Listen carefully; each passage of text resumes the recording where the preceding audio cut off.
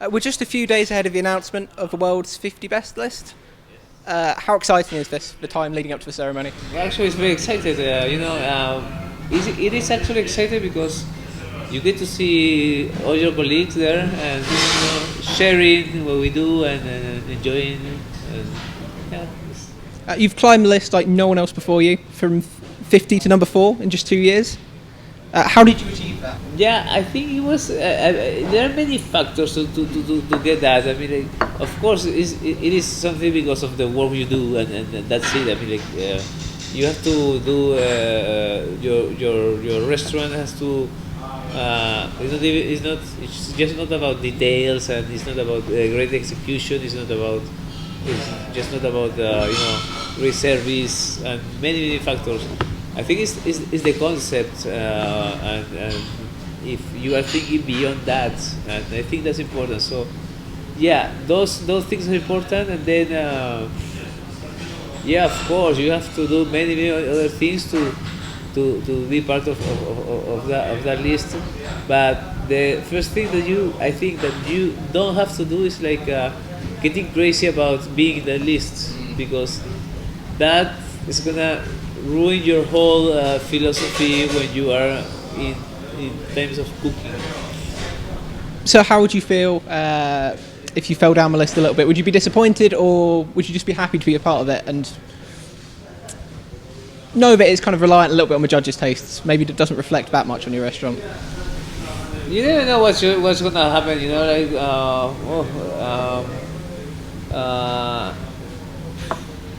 I mean, for me, it's been growing a lot, and I mean, I think there's no more than the position we have. I think, yeah, it will be something.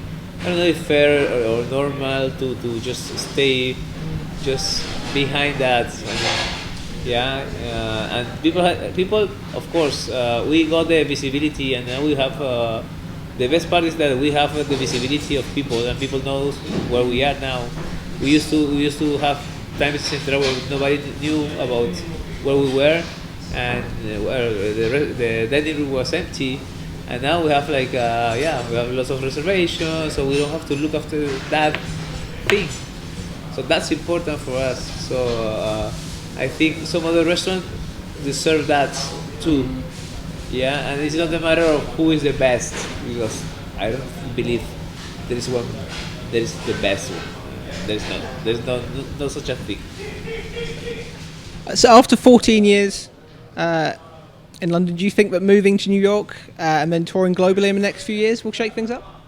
Yeah. I think I think it's gonna move the thing a little bit, and yeah, I think things has to move now, and things are moving everywhere. And going to New York, I think is a wise decision. It's a place where everybody goes, and for me, it's even closer. So we're happy. Yeah. How would you describe Central to someone who's never been there or seen any pictures, perhaps, of what you've done or your dishes? Well, so the rest is about biodiversity of Peru, yeah, and how can we transmit this in a cultural way with art, with craft, and we have a system that we conceptualize the menu on altitude. So every single dish is coming from one altitude. So it depends on the 7 people that work for Mater Iniciativa that does the expedition trips. So they give us the information, and once we have all this information, we start to create new dishes based on altitude. And the thing is that every single dish has to respect the altitude, so we cannot use ingredients that are not from that ecosystem.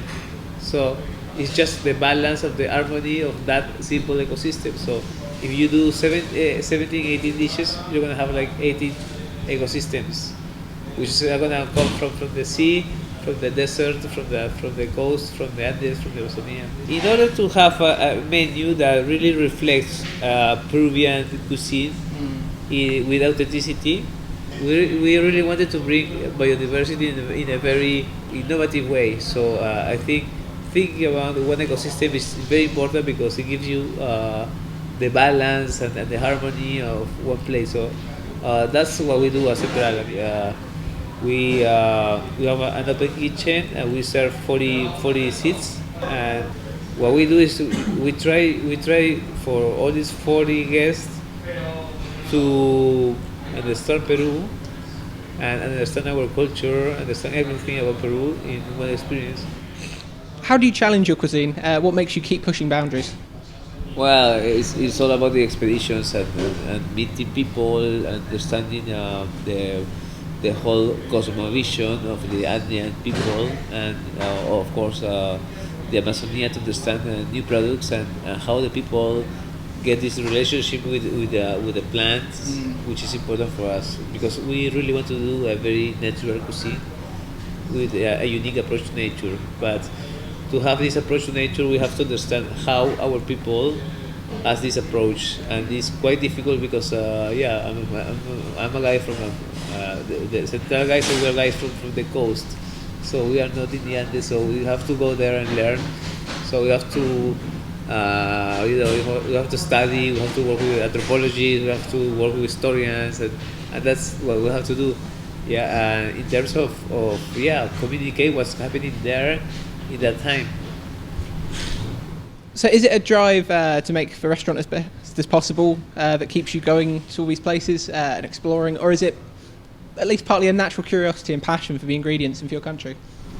Well, I think it's something I took it now as an obligation. I think I mean having all these things.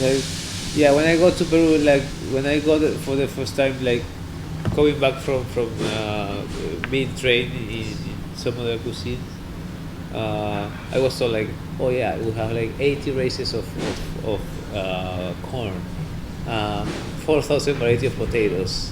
I said like, oh well, where they are? Like we have like so many produce and quinoas. How many we have? So I think all this curiosity brought me to Peru and made me go for it in nature.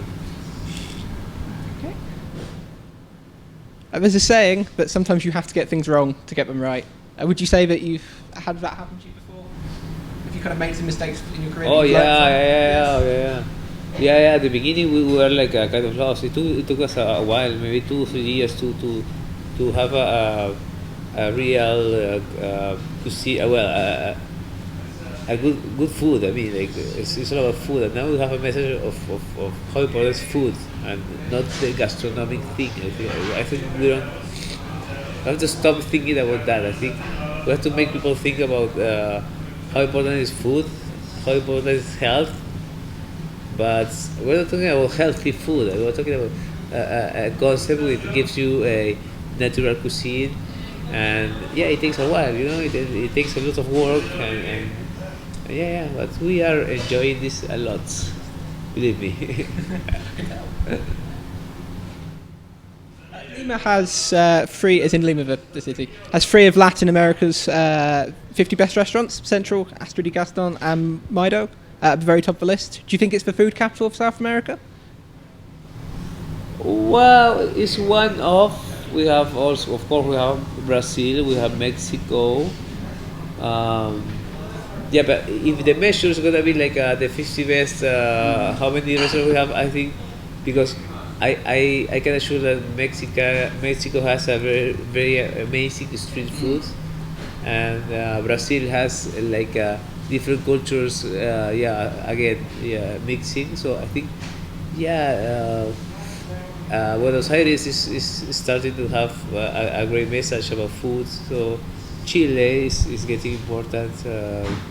I think Peruvian cuisine start to develop a real concept 20 years ago or 25 years ago, and now we are very proud of what we do. And so this thing of the pride, the social impact that food has in Peru is really really important, and I think that become Lima a place where people live for. I mean, they enjoy food like crazy. Was there any particular cooking experience that shaped the way you conceive food?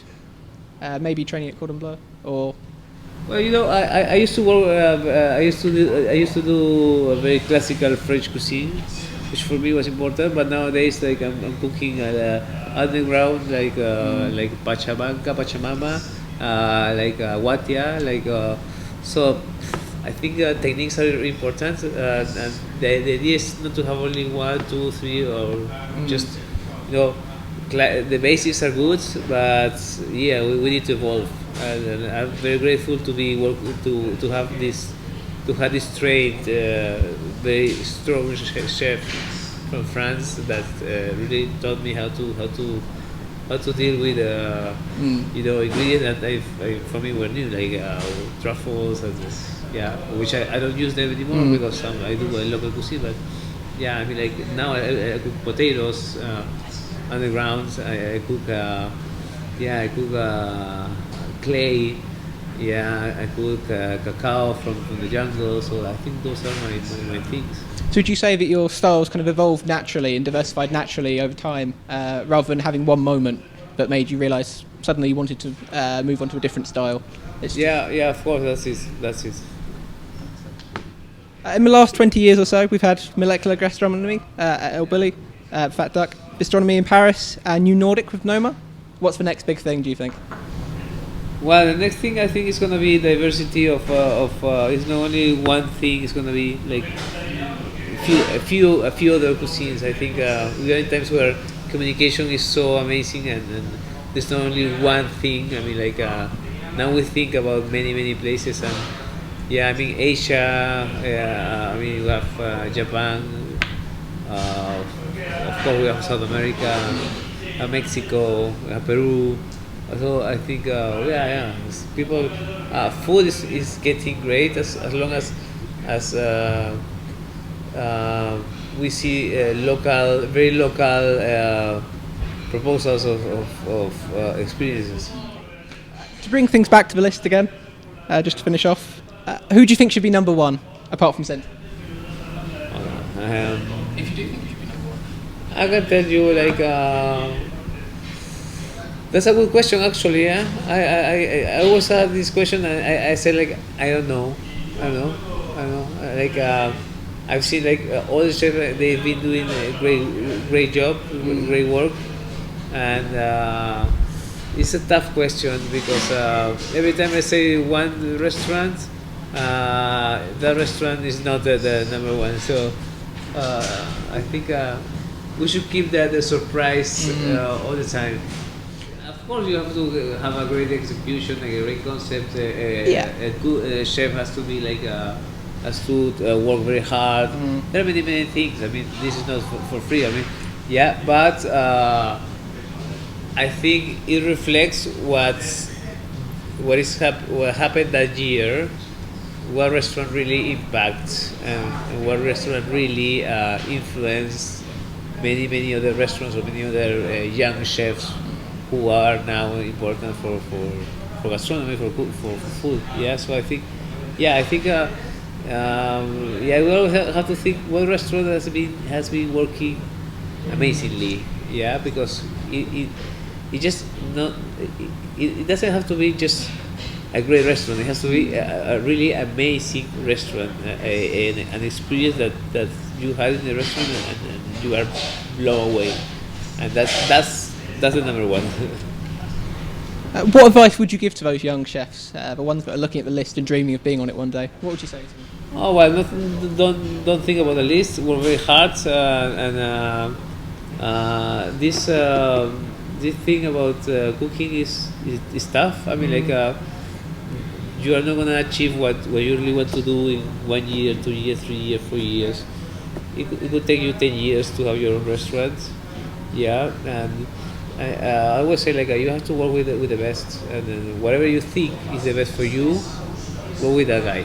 Yeah, and do whatever he tells you, and don't be naughty.